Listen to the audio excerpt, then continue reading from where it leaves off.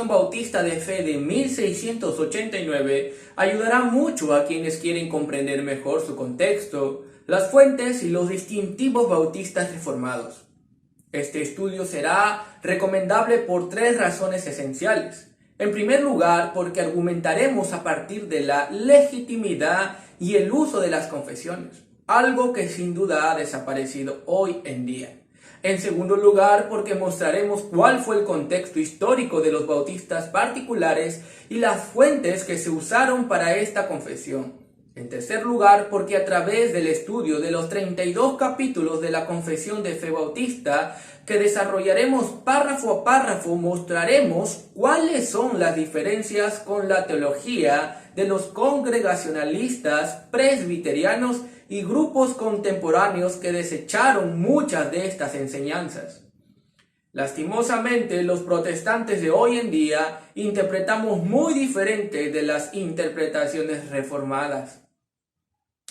Otros, ignorando las raíces de su fe, y ni qué hablar de aquellos que dicen: yo no sigo a Lutero, yo no sigo a Calvino, yo solo sigo a Jesús. Déjame decirte, amigo protestante, que desde ya, cuando explicas la Biblia, ya tienes una confesión de fe. Gente escucha tu explicación, o sea, tu interpretación, y cree en tu interpretación expuesta por ti. Déjame decirte desde ya que al explicarla te conviertes en un intérprete como los reformadores. Pregunto, ¿acaso esto no es así? Los reformadores utilizaron solo la Biblia como fuente de interpretación. La diferencia es que estas interpretaciones o confesiones de fe se expusieron en los concilios a la luz del pueblo cristiano protestante, para debatirlas a la luz de la Biblia, y se escribieron para mostrar transparencia, sinceridad, para el rápido reconocimiento del error, para fomentar una unidad espiritual, no solo unidad en el amor de Dios, sino también una unidad doctrinal. La diferencia de hoy en día es que tu interpretación es oral y no escrita. Tu interpretación es debatida a la luz de un grupo cerrado reducido de cristianos contemporáneos, y muchas interpretaciones a la luz de tus propios razonamientos, y no pasándolo por el filtro de las interpretaciones de estos 2000 años. Aún más, interpretaciones que se dio en el tiempo de la Reforma. Sabes, mi amigo, que si se pasaran por estos filtros tus interpretaciones de hombres, como lo llaman hoy en día, no pasarían la prueba para ser llamada tu interpretación una interpretación bíblica, histórica, acorde de estos 2000 años. ¿O crees tú, hermano, que el Espíritu Santo solo te iluminó a ti y a tu denominación? ¿Crees eso en verdad? ¿Que dejó en completa oscuridad y religiosidad a las iglesias que existieron en estos 2000 años? ¿En verdad eso piensas? Pensar esto no sería tomar en cuenta lo siguiente. En Efesios 4, del 9 al 12 dice el Señor Jesucristo que ha capacitado y ha establecido maestros en su iglesia. A través de estos últimos 2000 años había una multitud de pastores, evangelistas y teólogos que el Señor ha capacitado para enseñar la palabra de Dios y formular el entendimiento que la iglesia tiene de la fe, que fue una vez dada a los santos con una historia tan rica, hermano, y larga, una en la que el Señor ha estado edificando su iglesia sin que las puertas del infierno prevalezcan contra ella. Seríamos necios si no consideráramos lo que han enseñado los grandes teólogos de los siglos pasados. Las novedades teológicas en cuanto a doctrinas principales realmente son herejías. Y al afirmar una confesión histórica que radica en la tradición de la ortodoxia histórica, nos identificamos con una gran multitud de hombres piadosos que creían lo mismo, incluyendo los puritanos, los reformadores, padres apostólicos y, más importante, los apóstoles y aún más el Señor Jesucristo mismo. Ignorar este legado, estas aportaciones de interpretaciones de 2000 años sería antibíblico, necio y soberbio. Sin más preámbulo, comencemos.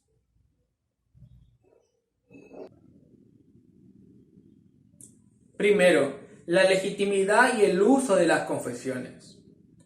Es muy importante de analizar si es legítimo o no usar confesiones y cuáles son las razones para hacerlo, especialmente cuando la Iglesia contemporánea hoy en día ha abandonado esta práctica histórica.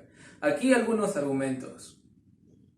El primer argumento es que la Iglesia es columna y baluarte de la verdad, según 1 Timoteo 3:15. Por tanto, esto quiere decir que la verdad le fue confiada a la Iglesia, por lo que ella tiene el propósito de conservar la verdad, defenderla contra sus enemigos y propagarla. Pero si la Iglesia no define qué es verdad, entonces, ¿qué va a defender? La Iglesia ha publicado confesiones de fe, una actividad que históricamente ha considerado como un medio legítimo para el cumplimiento de su deber. Históricamente, la Iglesia ha tenido concilios donde se ha establecido declaraciones teológicas que son usados como confesiones de ortodoxia cristiana. Una confesión de nuestra lealtad a la Biblia no es suficiente. Las negaciones más radicales de la verdad bíblica coexisten frecuentemente con un profesado reconocimiento de la autoridad y el testimonio de la Biblia. Cuando los hombres utilizan las palabras mismas de la Biblia para promover la herejía, cuando la palabra de verdad es pervertida para servirla para el error, nada menos que una confesión de fe sirve públicamente para trazar las líneas divisoras entre la verdad y el error. Esto nos muestra que no es suficiente decir creo en la Biblia, sino que debemos como iglesia definir qué cosas de la Biblia creemos y una confesión de fe es un instrumento adecuado para hacerlo. La confesión es un instrumento útil para la enseñanza pública de la congregación, además de ser un breve resumen, tratado teológico que facilita grandemente el conocimiento de las doctrinas esenciales del cristianismo. El segundo argumento es que las confesiones sirven como norma pública de comunión y disciplina. Si la iglesia va a guardar la unidad del Espíritu, Efesios 4:3, debe tener una unidad doctrinal en la cual basarse. Ningún miembro de la iglesia que no tiene confesión podría ser acusado de falta de unidad si enseña alguna cosa contraria a lo que se cree, pues no hay definición de cuáles son sus creencias. Y todo hombre sabio, antes de unirse a una iglesia, deseará saber cuál es su credo.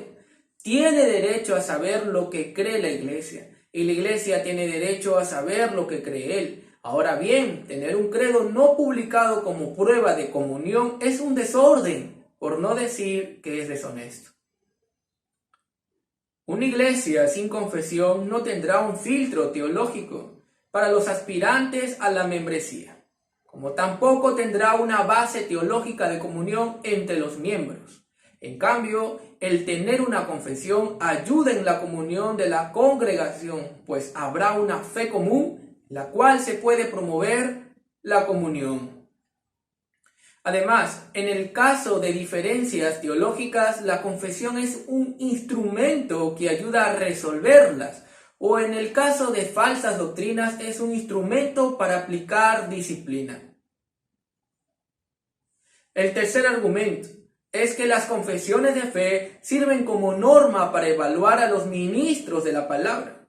Los ministros de la palabra de Dios deben ser hombres fieles, 2 de Timoteo capítulo 2, versículo 2, retenedores de la palabra, fiel como ha sido enseñada, para que también pueda exhortar con sana enseñanza, Tito 1:9. En estos tiempos donde la sana doctrina escasea en los cristianos contemporáneos, es muy importante tener algún elemento de prueba para los predicadores.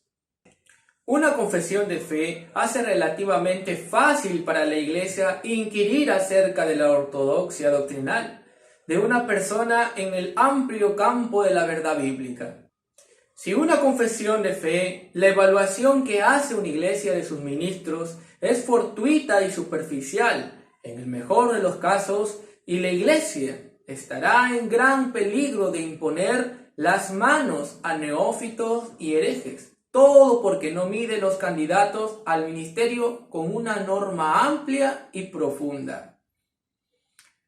Si queremos que las iglesias de hoy en día no sean engañadas y guiadas por lobos vestidos de oveja, lo que ella debe hacer es evaluar a los candidatos o pastores por medio de una confesión de fe. La iglesia que no tiene una confesión de fe está expuesta a cualquier engaño doctrinal de una manera más fácil que una que la tiene.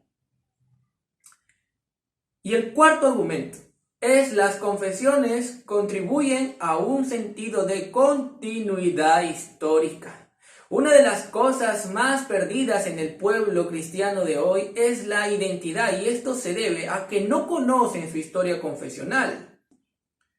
Por ejemplo, muy pocos bautistas saben que la práctica de las confesiones fue algo muy común en la historia de la iglesia. Tan solo por nombrar algunas de las confesiones, como la de 1644, como la confesión de New Hampshire y la confesión de Filadelfia. Es más que suficiente para darnos cuenta lo que esta práctica fue común entre los bautistas y hoy casi no existe. Una iglesia con poco credo es una iglesia con poca vida. Cuantas más doctrinas divinas puedan acordar una iglesia, tanto mayor será su poder y más amplia su utilidad. Cuanto menos sean sus artículos de fe, tanto menor serán sus vínculos de unión y cohesión. El clamor moderno es: menos credo, más libertad. Es una degeneración para pasar de los vertebrados a las medusas, que implica menos unidad y menos moralidad, y significa más herejía. Si se deja fuera el credo, el mundo cristiano se llenará de herejía indetectable y sin corregir, pero sin duda mortal.